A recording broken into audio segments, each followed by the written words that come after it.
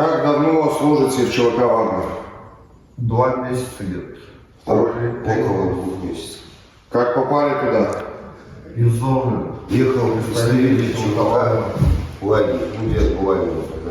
Ага.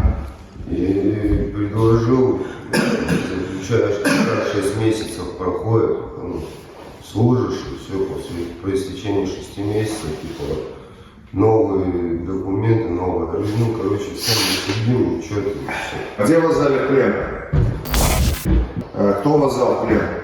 Беларусь, ГУР. Да, еще точнее Пол Калиновский. С вами обращаются нормально? Да. Очень хорошо обращаются. Никакое у нас доносит. Значит, сейчас попили водички, у нас остановка коротенькая, попьем водички, покурите, еще выпейте чаю и поедем уже оказывать вам медпомощь дальше.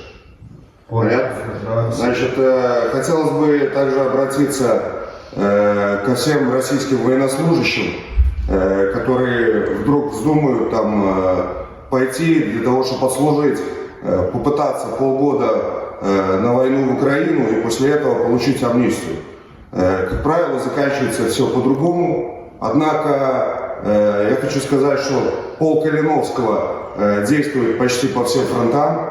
И сдаваясь в плен белорусам из ГУР, полку Калиновского, мы гарантируем вам нормальное человеческое отношение, оказание медицинской помощи и соблюдение ваших прав как человека. Это не все, это Можно так, добавить, да? Да.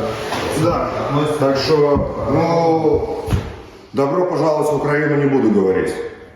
Но если уж попали, то сдавайтесь в плен. Сдавайтесь в плен. Будете целее и останетесь живы. Бойцы ЧВК. Вагнер.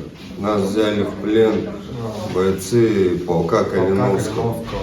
Мы обращаемся к нашему руководству и к Российской Федерации, чтобы обменяли нас на бойцов Находящихся Калиновского. в плену у нас Бойцов Калиновского. Калиновского. Полка Калиновского.